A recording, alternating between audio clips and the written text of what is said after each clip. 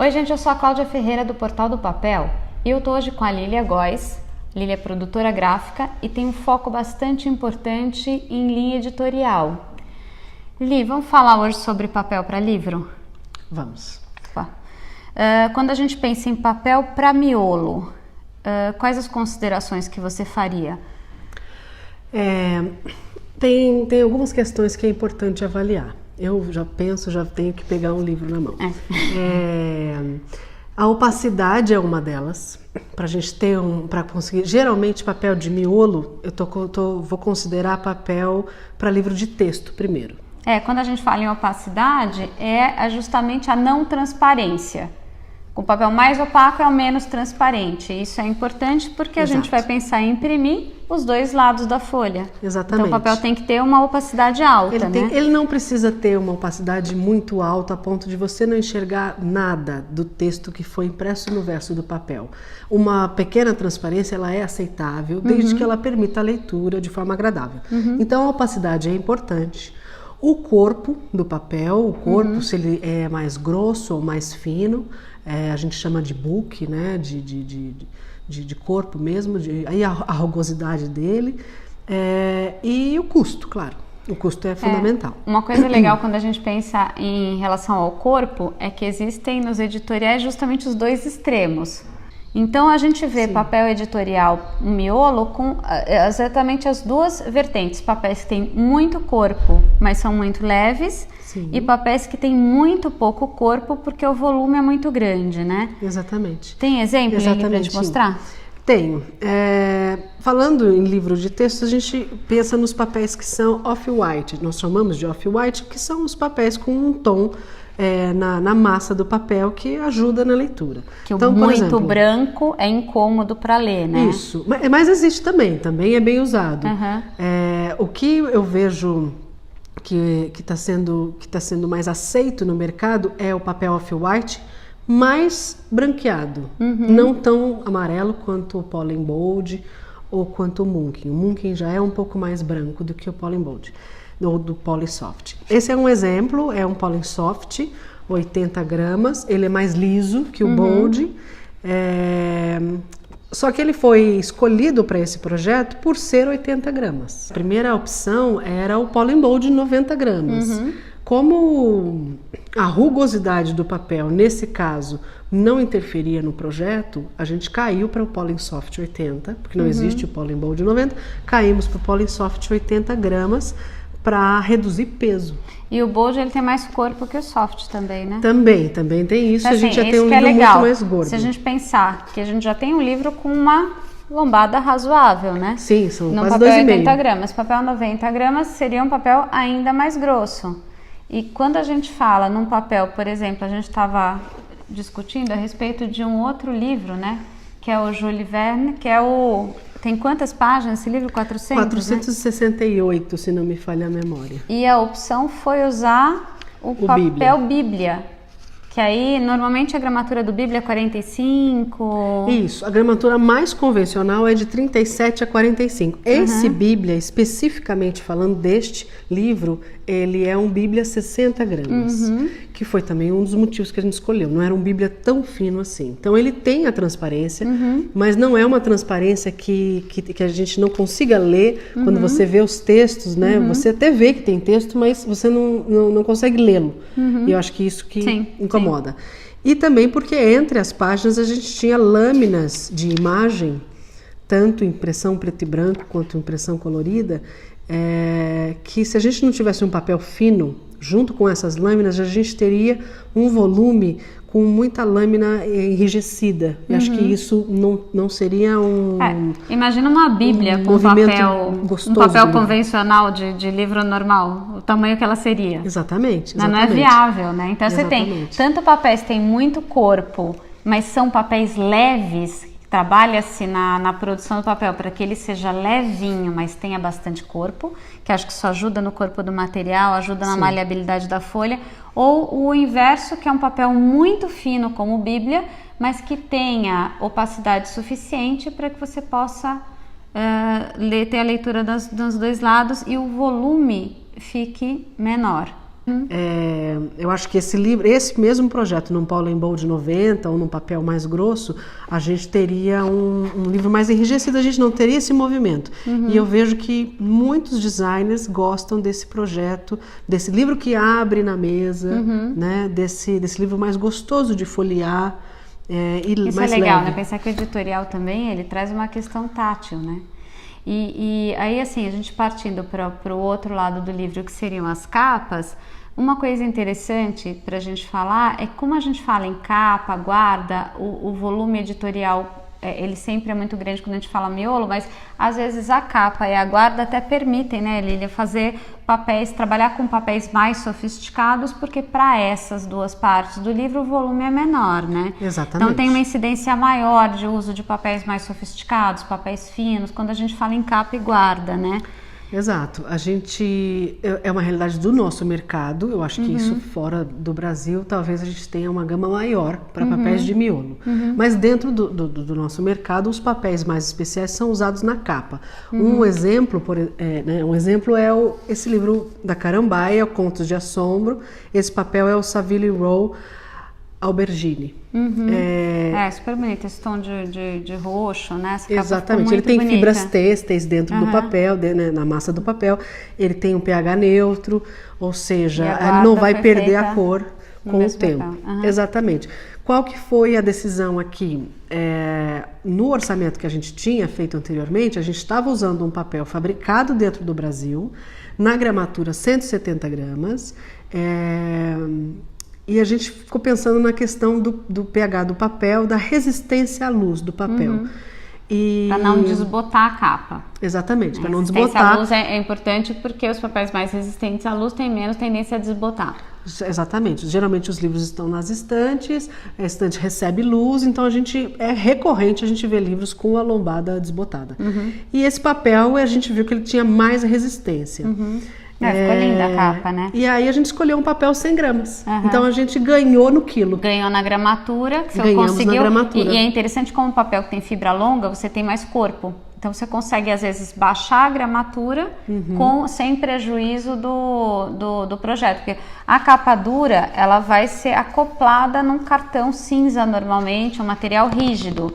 E aí nessa acoplagem, se o papel for muito fino, ele tem a tendência a enrugar com a cola, né? Ele dá trabalho para fazer o revestimento. Exatamente. Se ele for muito alto, na hora de dobrar, isso aqui tem um volume que vai ser impeditivo. Então tem que ser normalmente alguma coisa que vai entre 100, 120, 130 gramas, né, Lília? Exatamente. Esse papel tem 100 gramas, ele já é mais fino para uso numa capa dura, mas como ele é muito bom por questões de fibras e tudo mais, ele deu super certo, deu para trabalhar muito bem. No custo, né? Exatamente. Esse outro é um outro exemplo muito legal, mas aí já falando de capa flexível, né? Apesar de ser flexível, ele também foi acoplado no outro material. Aqui é o Rives, só que já é um material mais fino, né? Que foi acoplado num cartão. É legal que o Rives Design tem textura. Sim. Existe, acho que, uma tendência hoje em dia de ter mais essa questão do toque do papel, né? Não ficar laminando tanto, né?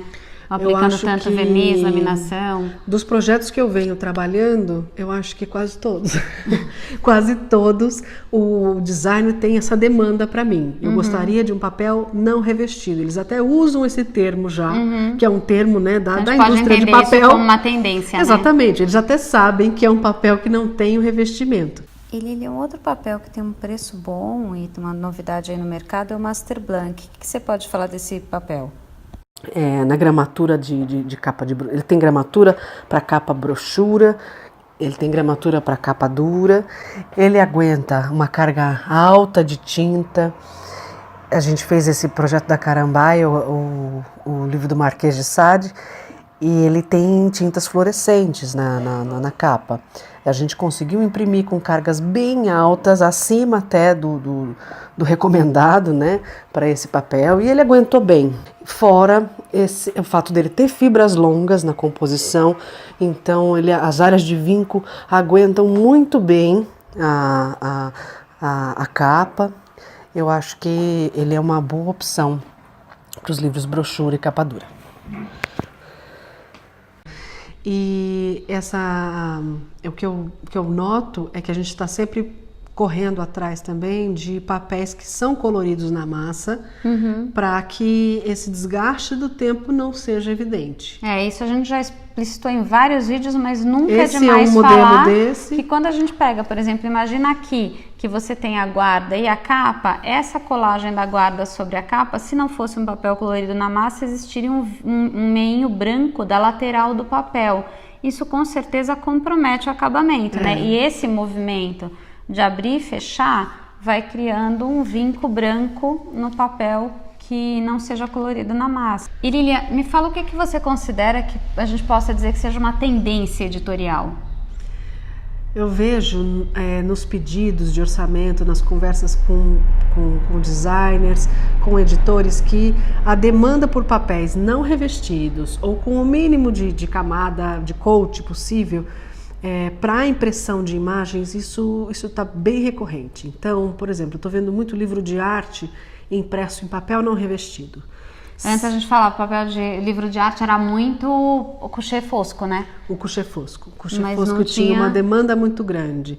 Eu não sei se foi pelo uso excessivo do couché, que agora a gente busca coisas diferentes, né? Mas, por exemplo, como agora a gente tem um avanço na tecnologia de impressão digital, nas máquinas mesmo de offset, que tem secagem UV, secagem por LED, eu noto que está muito mais fácil usar o papel não revestido. Mesmo o nacional, sem nenhum tratamento na superfície do papel, porque a tinta já seca ali na superfície do papel. Então a gente consegue altas densidades. Consegue trabalhar mais tinta. Exatamente. Que o papel não aguentaria tanto com a cura que tinha de secagem tinha antes. Exatamente. Aqui tem dois exemplos. Um que a Lília trouxe, que tem ainda as imagens no couché, que foi aquele que tem o papel bíblia, que ficou bem interessante, mas qual foi a opção feita? Nas lâminas que deveria ter imagem, optou-se por fazer a impressão no couché. E a Lília trouxe um outro material. Qual papel que é, Lília? Esse aqui é o Munken Lynx Rough, 120 gramas. É um papel importado, né? Exatamente. Tem opções muito legais nesse sentido. Tem o Munken como opção, tem também o Olin, que é da Arjo Wiggins, que é um papel bem interessante também, que já tem com essa característica de papel editorial, da preocupação da tonalidade, do corpo, e são papéis mais preparados para a imagem, né? Exatamente. Vou mostrar essa em parte detalhe, do livro, ela tem uma quantidade grande de imagens e de texto também.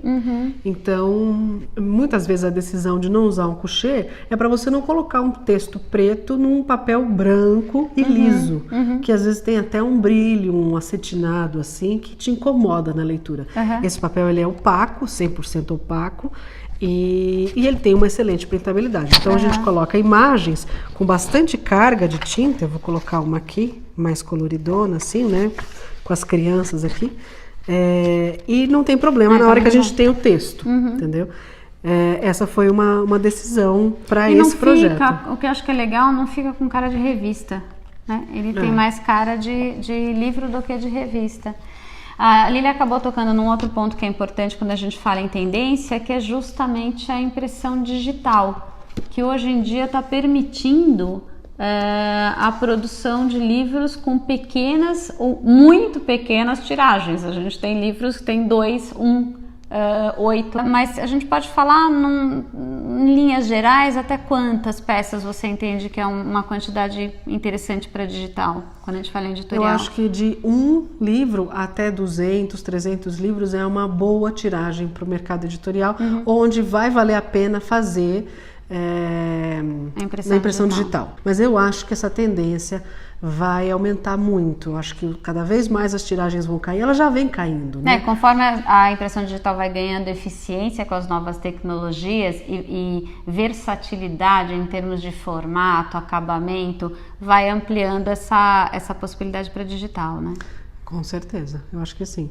Eu acho que antigamente as tiragens eram, sei lá, 5, 10 mil, era muito comum ver livros, 5, 10 mil a tiragem, depois foi caindo, e agora a gente está vendo muitos livros onde a tiragem é 1.000, 2.000. É muito, é o que eu mais orço, esse tipo de livro. Acho que em linhas gerais o mercado trabalha cada vez menos estoque e mais a eficiência de produção, né? Então acho que a gente tem...